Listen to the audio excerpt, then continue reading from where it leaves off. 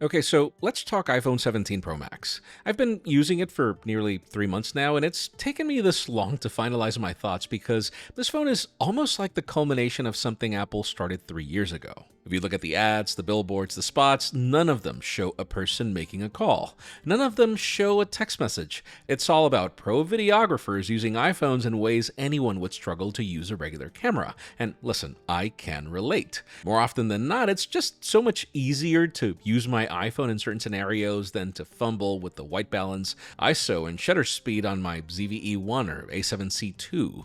The problem is that for 99% of the people, this is just the best iPhone. It's got the 3 camera rings, the new colors, and all the other elements that make it aspirational. Even if I have enough material to make a full video about its camera performance, most of you just want to know if it's a good phone. So tell you what, I'm going to make 2 videos, with this one focused mostly on what I think about this as an iPhone.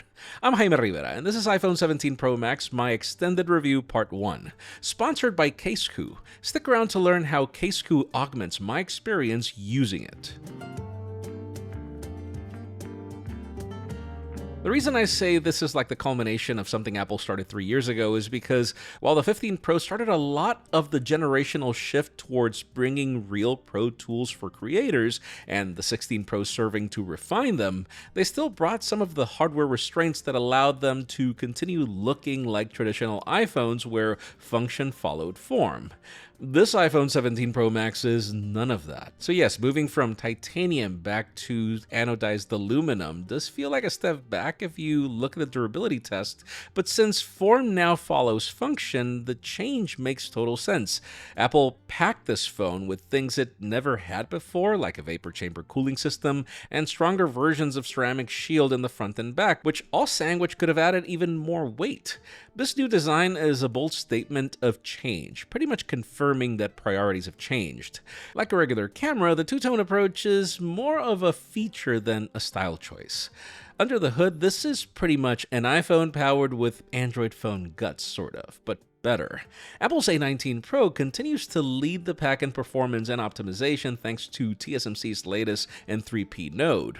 We have more than enough starting RAM and storage, all the latest forms of connectivity, and if you went for the eSIM model, a battery that's larger than what's on the Galaxy S25 Ultra, which again just tells you where things are going. The display didn't really change much when it comes to specifications, still the same 6.9-inch Super Retina XDR with great color, saturation, and pixel density with its in-your-face look thanks to its tiny bezels. What you should care about is that it now gets actually quite a bit brighter than before, which has proven to be useful in a bright sunny day, and a new anti-reflective coating that I genuinely do appreciate. I even noticed a slight improvement in the speakers, but it's hard to convey.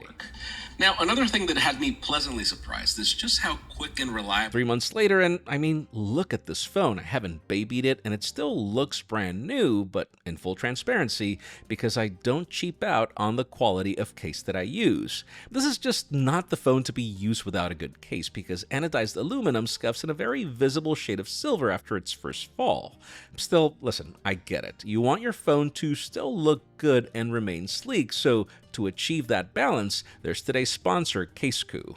Its new titanium Magic Stand 360 holds a US patent and awards for its original design and trusted quality. It features a built-in stand that rotates 360 degrees and adjusts to up to 170 degrees, making it crazy useful for consuming content, or shooting a video, or as a grip while you hold the phone, or standing your phone while on a FaceTime call. All while its MagPrime technology on the stand doubles the strength for any additional MagSafe accessories. Its D cover then provides the necessary protection for the camera island, and its 2.5mm raised edge and tri-layer corners protect your phone from all kinds of views, even with its awesome mirror finish. And hey, if you'd prefer more of a matte look, there's a new aesthetic design Magic Stand 360, which brings all this functionality with a silky back that provides a soft anti-slip grip.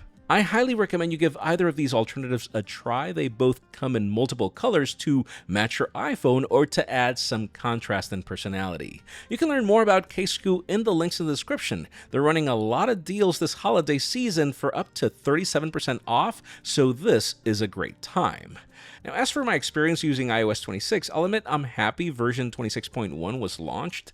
The first thing I did was go for the tinted look, which adds more of the contrast I felt it was missing. I love elements like the new always on display, which then blends into the lock screen that can adapt to your wallpaper. You'd seriously think this is secondary, but it helps match the character of the back with what you have in the front. Third-party applications have slowly started to adopt the new aesthetics, which at first were a bit odd given the muscle memory, but which have grown on me afterwards. I think the Photos app is what I wanted to change most, and it has for the better, even if I do wish the bottom tabs would allow personalized shortcuts given how intimate this application is. Obviously, with the delays of Apple Intelligence, it's hard for me to just sit here and tell you that I use it. I've actually spent most of my time using Gemini 3 over the past week, which is fully supported. Gotta love how the scale of the iPhone pretty much makes it impossible to be ignored by even competitors when they develop applications for it. It'll be interesting to see just how much the experience can improve when Apple's in-house solution is finally ready. Now, as a daily driver, the phrase that keeps coming to mind is workhorse. It's the phone I use most, and yet I've ended every single 16-hour day with at least 30% left in the tank. It's been a joy to use in gaming given how Apple Arcade continues to add cool titles and just how many accessories chip in to make this feel like more than just a phone. But then yeah, phone calls remain top-notch, and so has data connectivity as I've shuffled dual eSIM connectivity between both Google Fi and even Verizon. And sure, while I film part 2 with my full camera experience, which I actually plan to fully film between the Small Pro and the Pro Max without the assistance of a camera, let me cover the basics of what I've found so far. I do think the move to an all-fusion camera system was pretty genius, mainly because no camera can be considered just a crutch anymore, and the same goes for its center stage selfie camera. Just think about it. At this moment, Apple is pretty much the only company providing 24-megapixel photos across almost all focal lengths without having to dig into special settings. And this fusion blend of 48 megapixels for detail and then 12 megapixels for dynamic range to achieve those 24-megapixel results are some of the sharpest that I've seen all year. Surely it hasn't fully caught up to the 1-inch sensor trends of Chinese phones, but these results have a lot of the character that I'd expect from a phone at its price range given the added roll-off and the shallow depth of field. It's allowed me to trust this phone in almost all of its settings, and that includes some of the optical crop pipelines. At night, I'd say this phone is not just faster than most at taking good shots, but does so from all its focal lengths, and I do notice some of the post-processing cleaning up the results to make them far more pleasing. Obviously, this might not be the best phone for faraway seats on a concert, but more on that in a sec. I think my favorite feature by far is really the center stage camera.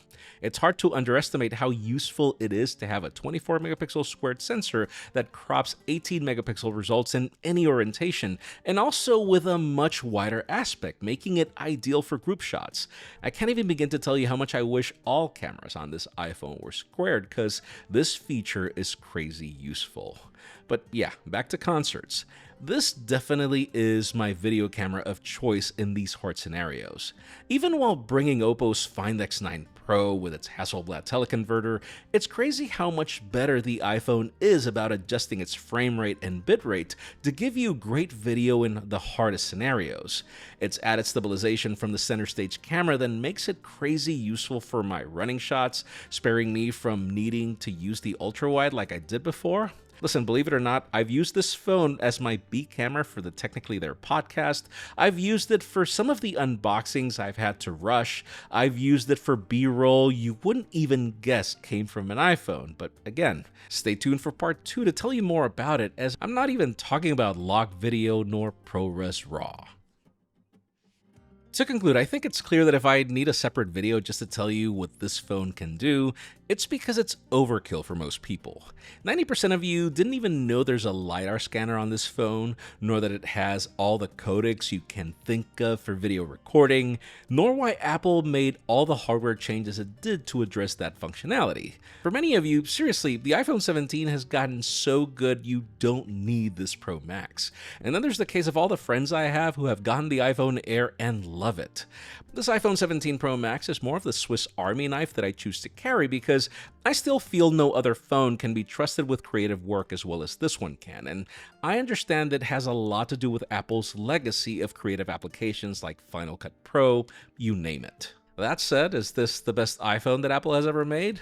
My easy verdict is yes. It's got a lot of the elements that'll easily make it one of the best phones of the year even. Whether it's too much for some or bragging rights for others, it retains the tradition of being the phone people aspire to get and the one competitors want to look like. Cause yeah, you can argue with me all you want, but from the new software aesthetics of Oxygen OS and others to where phone back designs have already begun to shift to, let's be real, facts speak for themselves. Let me know if you agree with my assessment in the comments below, and while you're at it, please like, subscribe, and join the conversation in the comments, as I'm sure you've seen me try to respond to as many as I can. Also follow me on social media as more behind-the-scenes work of me testing this and other phones continues to happen there. By the way, our first and second episode with Josh is now live of our podcast. Our new show is called Technically There, and episode 3 is in the works. It should be live next week. Would really appreciate your support with a subscribe there as well, along with your feedback, as this is all built with you in mind. I'm Jaime Rivera. Thanks so much for watching. I'll see you on the next one.